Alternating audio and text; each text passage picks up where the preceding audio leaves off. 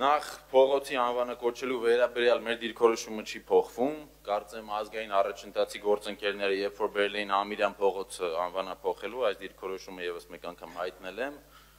Ժողովուրդ, իմ պատկերացմամբ սխալ մոտեցում է, որ 60 հոգանոց ավականու այս կազմը 65 հոգին եւս Տիկին Խաչատրյանը ասեց 300 հոգի է քվեարկել այդ Երևանի այդ ակտիվ քաղաքացու հարթակում, իմ կարծիքով 300 հոգին էլ է քիչ, բայց ես նայեցի 300 չի 150 է։ Խնդիրն ինչումն է, իմ պատկերացմամբ Երևանում կան շատ մարդիկ, ովքեր որ իրենց փողոցի անվան մարդու կենսագրությունը գուցե չգիտեն, բայց ծնվելով, մեծանալով այդ փողոցի տարածքում լինելով երևանցի, այդ փողոցի անունը մարդկանց դառնում է շատ հարազատ։ Եվ սենց ոտի վրա որոշել գալ փողոցի անուն փոխելը իմ պատկերացմամբ սխալ է։ Իհարկե հասկանում եմ, Հանրապետություն կուսակցությունը ունի շատ ուժեղ հակառուսական քաղաքական ուղի, չնայած հենց կարծեմ ձեր կուսակցության ղեկավարը, երբ որ Քրքորյանը ողջ էր, այդ ժամանակ դեռ 90-ականներին, 2000-ականներին շատ ուժեղ Ռուսաստանի կողմնակից էր։ Հիմա խնդիրն ինչումն է։ Դուք փողոցի անունը եթե փոխեք, մարդիկ շարունակելու են այդ փողոցը անվանել Լենինգրադյան։ Ուղղակի լինելու է խառնաշփոթ, ինչպես այսօր ունենք Կասյանի վրա, ինչպես Մաշտոցը մինչև այսօր անվանում են Պրոսպեկտ եւ այլն։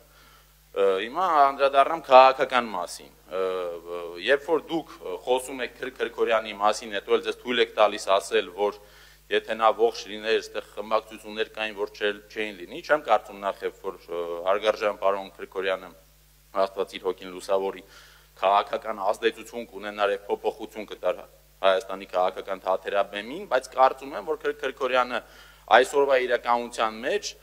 երևի թե լավ է, որ ողջ չէ, որովհետեւ որ ողջ լիներ, կարծում եմ Սամվել Կարապետյանի կողքի բանտախցում կլիներ, որովհետեւ եթե նա տեսներ, որ այսօր ունենք մի իշխանություն, որը Թուրքիայի հետ ցնցերտ հարաբերությունների մեջ է, ունենք իշխանություն, որը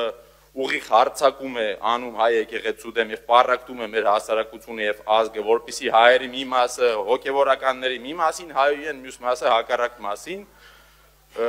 վստահ եմ Քրքորյանը դեմ կլիներ, հատկապես օրինակ այսօր էլ շատ հետաքրքիր բան է տեղի ունեցել, մեր Արցախի հայրենակիցներին բլոկադայի մեջ պահող էկոակտիվիստը այսօր Հայաստանում գտնվում է հայ-ադրբեջանական քննարկման։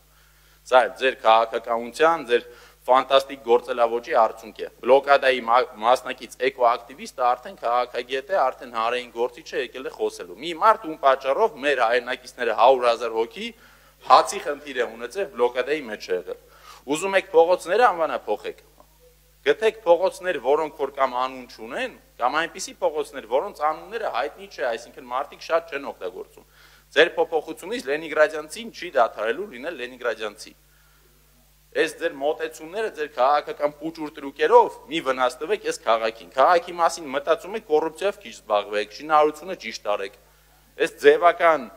ինֆոպովոդներով քաղաքական մեդիան լցնելը կեղծ օրակարգ է եւ վնաս է տալի Երևանին։ Դուք գնալու եք, իսկ այս քաղաքը մնալու է։ Պետք չի ամեն անգամ sense գալ ու փորձել մի փողոցի անուն փոխել, որը երևի Երևանի ամենահայտնի փողոցներից է։ Սա սխալ մոտեցում է եւ կրկին եմ ասում, իմ պատկերացմամբ որով է հայտնի անուն ունեցավ փողոցի անուն փոխելը սխալ է։ Աստված տա մի օր մեր Երևան քաղաքը ունենա Պետերբուրգի կառավարման պես կառավարում,